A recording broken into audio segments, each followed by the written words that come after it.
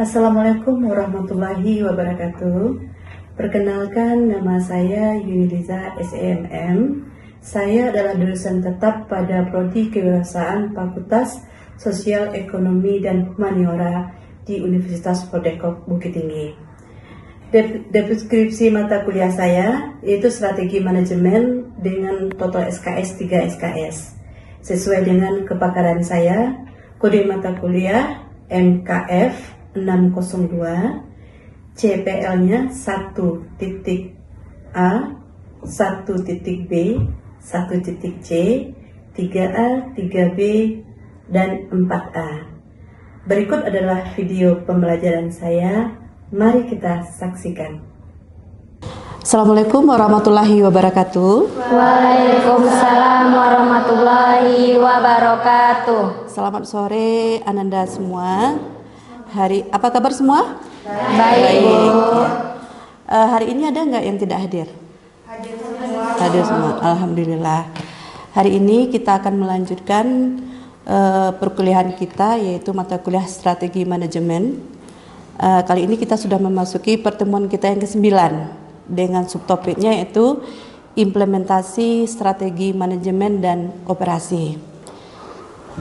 Ini adalah capaian dari pembelajaran kita dan ini adalah CPMK-nya.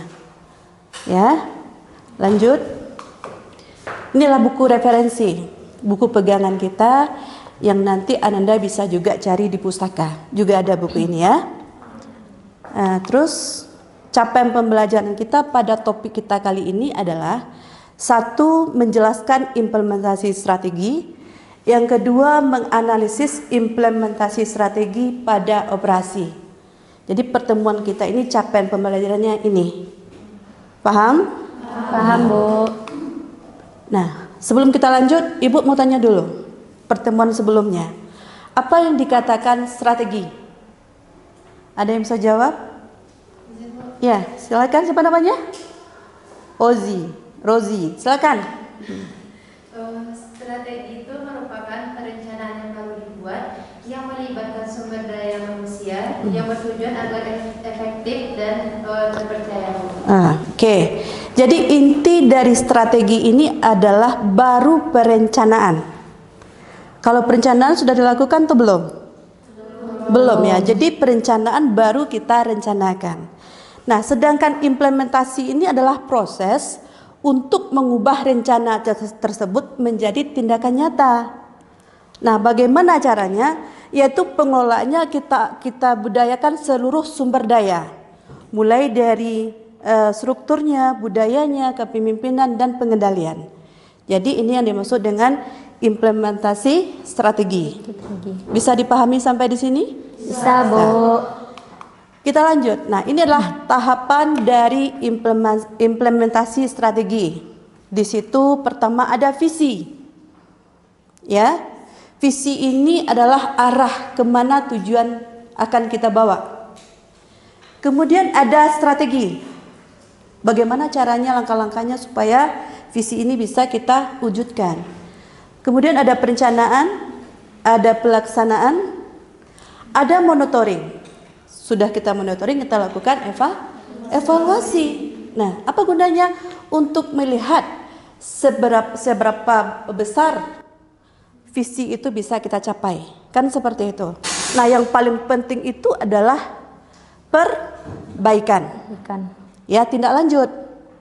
Jadi setelah kita temukan di situ, setelah kita evaluasi ada yang tidak ada kekurangan di situ, kita langsung adakan perbaikan demi tercapainya tujuan. Paham sampai di sini? Paham. Lanjut lagi. Inilah faktor-faktor implementasi strategi pada manajemen operasi. Ada 8 faktornya. Pertama itu adalah kepemimpinan. Nah, apa fungsi pemimpin di sini? 1. Menentukan arah atau menentukan visi. Jadi ini adalah kerjanya dari pimpinan. Yang kedua, memotivasi dan menginspirasi. Yang ketiga adalah mengelola perubahan dan keempat adalah pengambilan keputusan. Jadi kata kunci pimpinan itu adalah bisa mengambil keputusan. Paham sampai sini?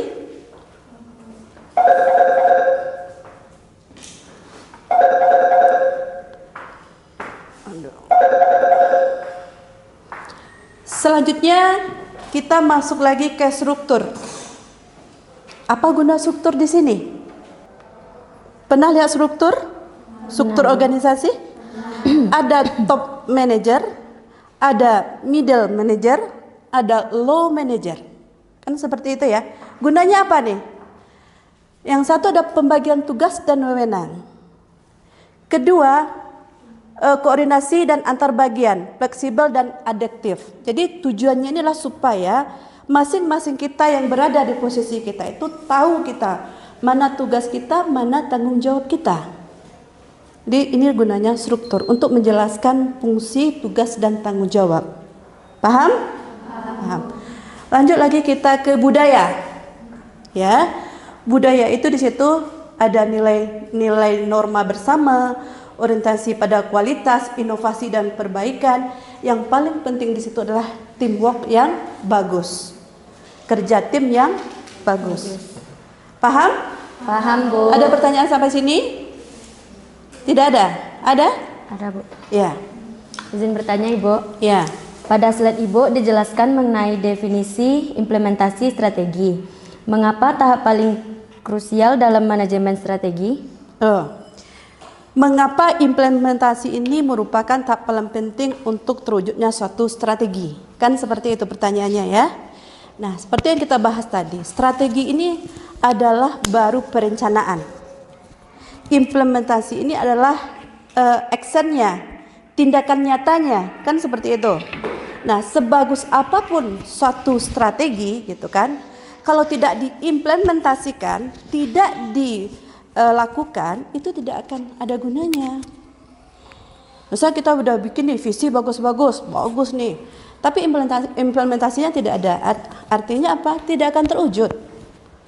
Jadi makanya implementasi ini sangat penting untuk dapat mewujudkan strategi. Paham sampai di situ? Paham. Nah, lanjut lagi kita ke SDM. Nah, apa yang ada di SDM itu? Kompetensi dan keterampilan, pelatihan dan pengembangan, motivasi dan komitmen, dan paling terakhir itulah penilaian kinerja. Jadi mungkin ada di kantor-kantor ya, misalkan ada pelatihan, misalkan kita beradanya di bagian akademik, kemudian ada mungkin tugas atau pelatihan yang berhubungan dengan akademik. Nah, untuk menunjang SDM yang bagus, maka pimpinan akan menugaskan bagian akademik itu untuk mengikuti pelatihan-pelatihan tersebut. Nah, seperti itu. Dan yang paling penting situlah penilaian kinerja. Jadi masing-masing kita, pegawai ini akan ada rapornya kita. Akan ada penilaian kinerja. Dan di situ juga akan ada nanti dampaknya ada reward dan punishment. Siapa yang bagus akan kita kasih reward, siapa yang kurang bagus akan kita kasih punishment. Oke, mengerti sampai sini? Nah, selanjutnya teknologi. Nah, gunanya adalah mendukung efisiensi, meningkatkan produktivitas, otomatisasi proses dan inovasi berkelanjutan. Nah, kalaulah tidak ada teknologi, pimpinan udah bagus. Strukturnya sudah bagus, budayanya sudah bagus, SDM-nya sudah bagus, tapi tidak tersentuh teknologi. Kira-kira apa yang terjadi? Apa yang terjadi? Tidak akan dapat kita mencapai hasil yang maksimal, karena teknologi salah satu faktor untuk dapat Untuk dapat mencapai tujuan, ya. Nah, kemudian ada lagi sistem informasi. Nah, apa yang kita lihat di sini? Ada data akurat dan relevan, mendukung pengambilan keputusan, integrasi antar proses dan informasi real time. Kemudian ada lagi pengendalian. Kemudian ada lagi komunikasi, ya. Komunikasi itu penyampaian informasi yang jelas. Jadi komunikasi dua arah, tempat waktu dan konsisten, kemudian meningkatkan koordinasi. Jadi seorang pimpinan harus bisa membuat stafnya itu menjaga komunikasi, kolaborasi, dan koordinasi. Seperti itu. Nah, ini adalah 8 faktor-faktor yang mempengaruhi implementasi strategi. Paham? Ada pertanyaan sampai di sini? Ada, Bu. Ya. Izin bertanya, Bu. Di slide Ibu ada faktor-faktor implementasi strategi, terdapat 8 faktor. Salah satunya ada SDM dan kepemimpinan. Bagaimana jika sebuah perusahaan memiliki teknologi dan sistem informasi yang sangat mukir, tetapi SDM-nya mengalami resistensi terhadap perubahan? Oke. Berarti masalahnya di sini adanya SDM yang resistensi. Ya. Inilah tugas seorang pimpinan. Ya. Dia tidak boleh membiarkan ada SDM-nya yang resistensi. Dia harus mengikuti seluruh arah pimpinan, karena tujuannya itu adalah tujuannya untuk mencapai suatu tujuan yang sudah ditetapkan tadi, yang mana tujuan tersebut itu pasti dasarnya adalah efektif dan efisien. Ya, sebagus apapun sistem, sebagus apapun yang lainnya, kalau SDM-nya resistensi tidak akan tercapai juga. Jadi ini seperti rantai dia. Seperti rantai yang tidak boleh ada bolongnya. Kalau dia bolong, maka dia terhenti. Atau dia tidak bisa jalan. Kalaupun dia jalan, tidak akan maksimal dia. Seperti itu. Paham? Paham. Kita lanjut. Nah, inilah langkah-langkah dari menyusun strategi operasi. Pertama, tetapkan dulu tujuan organisasi. Caranya seperti apa? Analisis dulu lingkungan. Ya. Kan banyak tuh analisis dulu lingkungan, kemudian formulasi strategi, implementasi strategi, evaluasi kinerja, dan perbaikan berkelanjutan. Ini langkah pertamanya. Langkah pertamanya itu adalah tujuan organisasi ini harus jelas dulu. Ya. Nah, itu dia tujuan utamanya adalah efisiensi biaya, kualitas unggulan, pengiriman tepat, fleksibel, dan inovasi. Nah, inovasi juga penting. Banyak produk-produk di luar karena gagal berinovasi, mungkin kualitasnya bagus tapi dia tidak diminati. Karena apa? Orang sudah jenuh dengan produk-produk yang begitu-begitu saja. Salah satunya pernah tahu ada apa namanya, waktu ibu masih kecil ada dulu minyak rambut dari kemiri, botol kaca warna hijau. Itu kualitasnya bagus, mutunya bagus. Cuma kenapa hilang hari ini di peredaran? Karena tidak mampu melakukan inovasi, belum maksimal inovasinya sehingga dia hilang dari peredaran. Jadi inovasi juga sangat penting. Oke. Nah, kemudian peran operasi. Apa gunanya di sini? Mendukung strategi bisnis, menciptakan nilai, meningkatkan efisiensi, meningkatkan kualitas, meningkatkan fleksibilitas, dan mendukung inovasi. Paham? Paham, Bu. Paham. Masuk lagi kita, strategi keputusan operasi. Desain produk. Nah, apa desain produk itu? Menentukan kualitasnya, kemudahan penggunaan, dan penampilan produk. Ya, kalau produknya bagus, kemudian kemasannya bagus, tertarik nggak kita mau beli? Kualitasnya bagus tapi tampilnya tidak bagus, tertarik nggak? Packagingnya tidak menarik, tertarik tidak? Nah, makanya ini di sini ya. Kemudian adalah desain proses. Nah, menentukan teknologi, metode, dan alur proses produksi dan layanan. Ini dibahas di desain proses. Ada lagi di sini lokasi. Nah, lokasi juga menentukan. Nah, lokasi di sini menentukan fasilitas yang paling strategis. Nah, contohnya lokasi. Ada rumah sakit bagus, misalkan ya, rumah sakit bagus. Alat-alatnya sudah canggih, teknologinya canggih, SDM-nya canggih, semuanya canggih. Tapi lokasinya itu susah untuk kita akses ke sana. Susah kita mencapai untuk pergi ke sana. Kira-kira ini ada masalah enggak? Bermasalah enggak kita? Masalah kan? Akses orang ke sana tidak lancar. Nah, makanya lokasi juga menentukan untuk sebuah produk. Ya. Kemudian ada lagi SDM.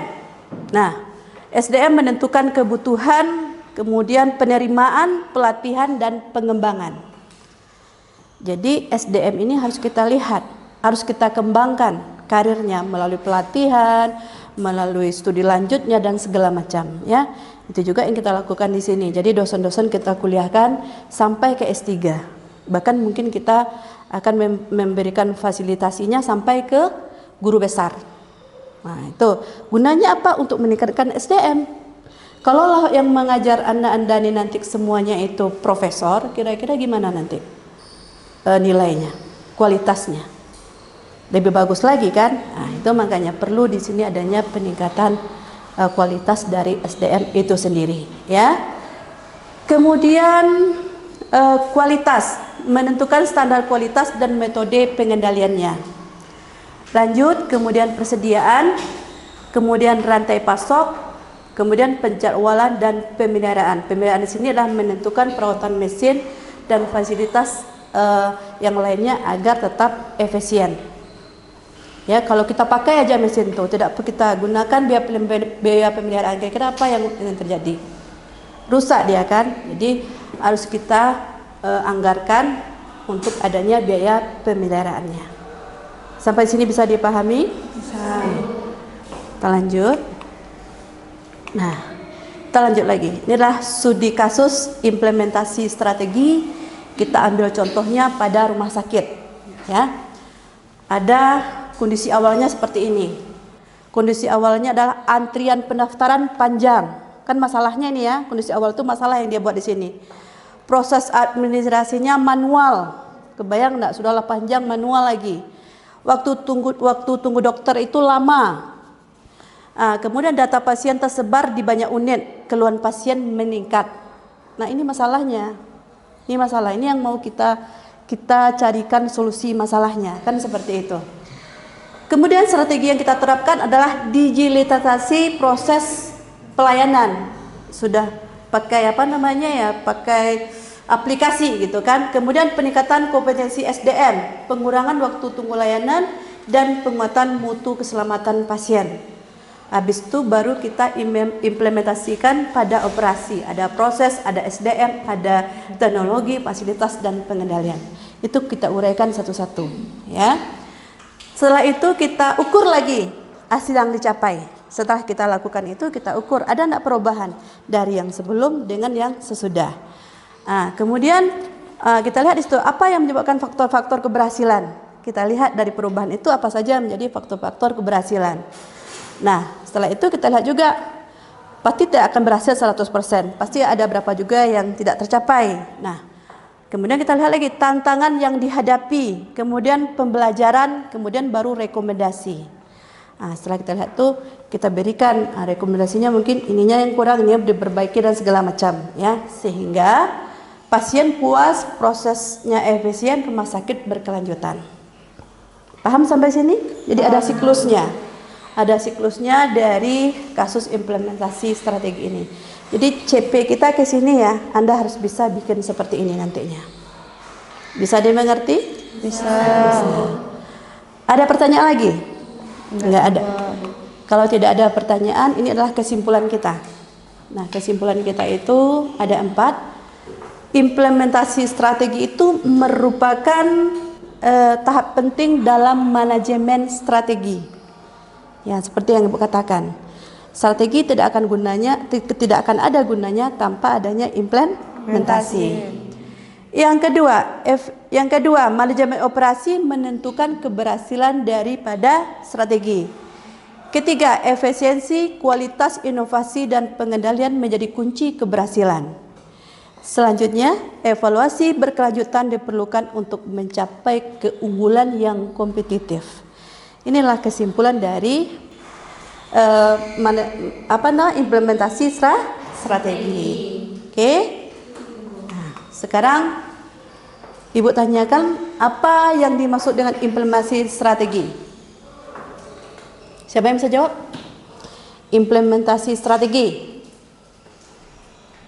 Nah, kelas baliknya tadi kan sudah kita jelaskan tadi. Jadi implementasi itu adalah bukti nyata dari rencana yang sudah, dari strategi yang sudah kita susun, ya.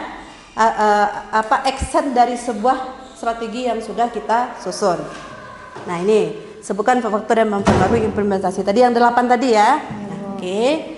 Ada pertanyaan sampai di sini? Tidak. Tidak ada pertanyaan.